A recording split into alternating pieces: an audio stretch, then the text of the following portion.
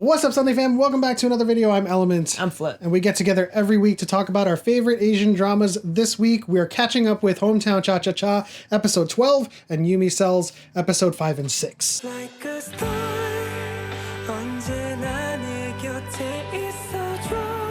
Love is in the air with Hometown Cha-Cha-Cha. They have finally confessed to each other that Absolutely. they are into each other. And, you know, some of the things that we're going through in these episodes is between Chief Hong and Hee-jin. Like, they're trying to keep their love a secret, but the whole town knows about it already. But it was still fun to see them kind of hurt each other along the way. And it starts off with Sung-yeon actually confessing his feelings first, and then Hee-jin saying, pause, I can't give you an answer right now. And so Hong and Hee-jin confess to each other, and as Flip said, they go through this ruse to fool the whole town, but the whole town actually knew all along, and they put them through this like gauntlet of keeping them separate from each other, making them miss each other the most. But I think the funniest thing about this part of the episode was that all of the things that Hee-jin does to Chief Hong, like headbutting him, slapping him, or like kicking his leg and pushing him. I don't know what's going on. She's so violent in trying to hide their relationship that I almost feel sorry.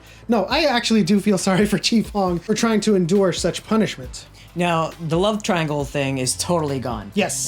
But I kind of feel sorry for Sung-hyun there. Like, I was just like, you know, in a game of love, somebody has to lose. And in this case, it's him. I think his saving grace is his PD assistant, who I'm actually starting to get really attracted to. Oh, yeah? She's actually meeting another director for another show, and she wants this change of pace. But for Sung-yeon, I don't know if he's starting to have feelings for her, or if he's starting to realize what he has. But now that she's on the way out, he's like, no. We need to like change things together. Like, it seems like at the very least, there's like a sprinkle there that he's like starting to realize how much she means to him. Maybe just a little sprinkle here and there, but like out of all of this, out of everything that's been happening so far, it's so heart fluttering, you know, gooey mushiness, like lovey-dovey things that are just happening.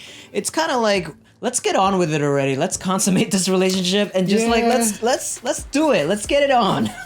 In the midst of their journey together, they end up going to the city, going shopping, and Chief Hong meets an old friend of his, gives him a business card, and, you know, Flip said as we were watching, oh, maybe he came from a high-paying job, and that's when I came to the theory that Chief Hong is Han Jip-young from Stardust, and he worked at Sandbox, and because he got dumped by Suzy, he moved to Gongjin, and now he's with Hee-jin. From good boy to boyfriend. Finally, some success for good boy himself. He ends up with the prize. 어떤 것보다 네가 너무 좋아. He ends up with the girl. I'm so happy for him. Yay! Absolutely. This nightmare that keeps reoccurring, this nightmare that keeps happening to Chief Hong. He runs into an old colleague in the mall, and like that kind of sparks some new emotions that seems to be suddenly depressed all of a sudden. And I think, you know, that nightmare, that making some sort of connection, like, we can only theorize what's going on here. Like, I know that there's some theories out there where he might have lost his family, or during the time when he was missing from Gongjin, he went to the military and like started a new family, and there's some sort of accident between a family that he might have started, and so that's why he fears for people leaving him, or fears for people being close to him, because he's afraid that he's gonna lose them. That actually makes a lot of sense, because in their previous encounters with each other, Hee-jin and Chief Hong, one of the things that he says during a drunken haze is, Hajima, don't go, don't leave me. And one would think under certain circumstances that just means like, oh, maybe he just really feels that way for Hee-jin and doesn't want her to leave her. But at the same time, when they're at the gallery, Hee-jin is like, did you have a girlfriend or an ex that did art? Yep. And he couldn't broach the subject. He could not talk about it. He kept on changing the subject. So I kind of feel like the theory with an old family that he had and there was an incident kind of makes sense at this point, because there's something about his past he's not willing to talk to Hee-jin about. Yeah, I mean, he changed his whole mood the whole time, and it's got to be throwing him off here a little bit. And there was this episode that I can't remember what it was, where there was a picture of a mom and a child, but it didn't really show the complete family picture. And, you know, there's a lot of people out there thinking that it was his first family, that he lost them somehow in some horrific accident, and that's why he has these recurring nightmares. But, you know, as long as the episode ends with saranghae, it's kind of like, okay, everything's good now, everything's great in the world, they have confessed that they love each other, and it's all back to ooey gushy mushy lovey-dovey stuff. The love triangle's out there. There's no more kind of of second lead or any obstacle that we can foresee at the moment. This creates an interesting thing to look forward to where they're already together, and I guess the drama of the show is going to be like the growing pains of a relationship. I don't know. I have a bad feeling because we have 4 episodes left. And I just have a bad feeling about this. Chief Hong's nightmare, like his past is slowly creeping back up on him, and I don't know. I just have a really bad feeling. I hope it's not a bad ending. Well, we're going to have to wait and find out to see those 4 episodes. But moving on to Yumi Cell episode 5 and 6. This show is actually my favorite, my current favorite of this season, simply because of how relatable and honest and heartfelt this series is, with the animation of the cells and the animation of his cells, or just the animation in general is pretty great, and just how you can see the thought process between the two while they're interacting with each other. And so in these 2 episodes, they finally are together. They have reconciled with their feelings. Yep. And so now we're dealing with a new relationship, the woes of a new relationship. And like we said in our last episode, this is all about the cells being convinced by the other person that this is the person that they should be with. And both cells are like just kind of rooting for each other. They're like, we all have those feelings, right? Like it's kind of just like, oh, this person is right, but like, I don't know. He has a beard, like maybe he should shave it, that kind of stuff. But like what's really interesting to me, we were just talking about it last time when we were talking about Hometown Cha-Cha-Cha, that these dramas are made or broken by really awesome songs or really awesome soundtrack. And like when I hear that track, like a star, 언제나 내 곁에 있어줘, it's just like, oh, my heart just flutters. Exactly. It has this sound that propels your emotions to new heights, especially when it's preceded by like, them kind of coming back from a huge fight or an obstacle in which they are dealing with all of these emotions, like King Salty coming out of nowhere and just making it. I mean, that is totally relatable, guys. Yep, I don't know. I don't know about you. I would get salty. We all get salty. Yep. We've all done it before, and we've all had. Things. We've all had that argument where it's like a small little trivial matter, and you're just like, you can't.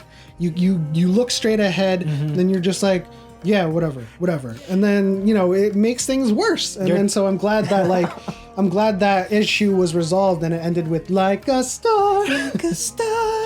Oh, it's such a good song and it makes my heart flutter. And let me know what you think in the comment section below about like amazing soundtracks that make a drama so beautiful and so memorable. But there are like 2 things that really stood out to me in these past 2 episodes. Yes. The first one is that, you get invited into her apartment for the very first time, but then you have to poop. Has that ever happened to you?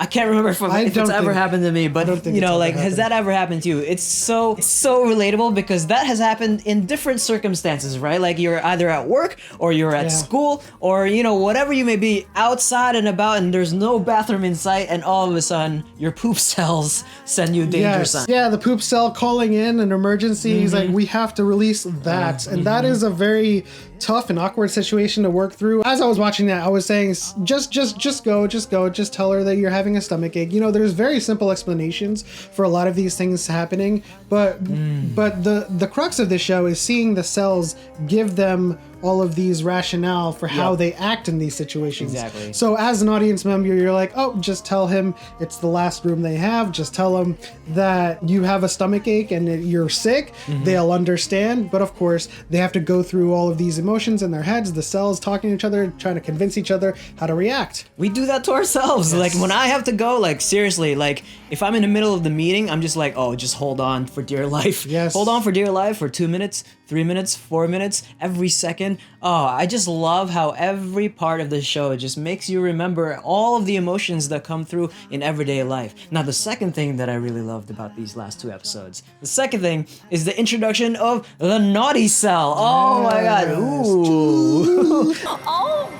너무 심해요. Ooh. Oh my god. I was just like, we think that way too. It's so incredible. I was like, what? Like, It's funny what do you mean? It's funny how Yumi's naughty cell is like is like a guy with his like tighty whities, like getting all excited about things, and then so good. Gu Wong's cell is a dinosaur that just gets excited and breathes fire all over the place. I mean, I think it's very like apparent, right? Like a guy's cell, like naughty cell, is all about like head rushing. Let's take over and conquer the world.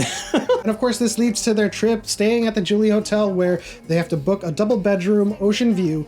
But all of the bedrooms were taken, and the one that was left was the full glass bathroom that seemingly is indecent to a lot of people in Korea. There's a misunderstanding where everyone thinks she wants it. She has this etiquette cell who's like, oh no, she's gonna look like a pervert, but we all know as the audience, she's like, that's the only room they had left, and she wanted the ocean view with the double bed. Things wouldn't be normal without Gu Won coming into the car and saying, oh my gosh, they have full glass bathrooms. What perverts, right? Yeah, isn't that weird? But like, it actually worked out because, you know, it became such a big issue that I think that was their first major fight, right? Like that was their first major argument. I think that was their second argument because the first one was a little bit smaller, but it was like a tiz between Sei trying to overpower and plant seeds of doubt in Yumi. Sei. Oh my gosh. She's such a michin seki. My God. Oh, what do you think about her? Leave it in the comment section below because I'm keeping my eye on her because she is a jealous, you know, partner. Or she's had feelings for Gu Won for such a long time. Yes. That it's just never happened. And now she's like presenting like these attitudes and like these laser beams and like as well prepared or like trained the Yumi cells are in like preparation to go up against her. Like they're no match. Absolutely. Now, I don't want Sei to be sad, but she's one of those people that doesn't want someone until they are taken, which is odd and very, very selfish. Weird and selfish. Absolutely. But of course, back to the full glass bathroom, they also have a fight over this because then he becomes salty about her trying to deflect her embarrassment by embarrassing him about the poop incident. Yeah. And King Salty comes out and he starts ignoring her, giving her like really short quip answers and threatens to cancel the room. But of course, they overcome this and I think they had sex. You think that's... I think they had sex. And I think they had sex. Well, that's what happens, right? Like when you have your first big fight, you have to have makeup sex or makeup whatever, make up something. And of course, I think that's what they did. Like, you're right. Like, you know, you think that they had, I mean, that was the last sequence of the episode. And so, of course, that's what they did. They consummated their love. They're like, all their cells are beautifully, happily swimming together inside the now. full glass bathroom. Inside the full glass bathroom. My salty cell would be like the silent treatment cell. Like, I would have a silent treatment cell. Maybe those are two of the same thing. Yeah, you're salty either way, right? When I'm salty, I have like silent treatment for hours. Huge shout out to Past Me. You are correct. Because Gu Wong's cells found the love cell on the island. Yes. 세포야 안녕. 너 누구야? 난 웅이의 사랑세포야. Anyways, that'll do it for our weekly catch-up of Hometown Cha-Cha-Cha and Yumi cells. This is what we're watching this Sunday. If you enjoyed this video, please leave a like and subscribe for more Asian entertainment. Hit the bell icon, turn on notifications. But as always, we'll see you next time. 2 Hey stop 참 무책임해 왜 자꾸 들었다 놨다 해 헷갈리게 친절은 사양할게 오해하게 하지 말아요 날 Yeah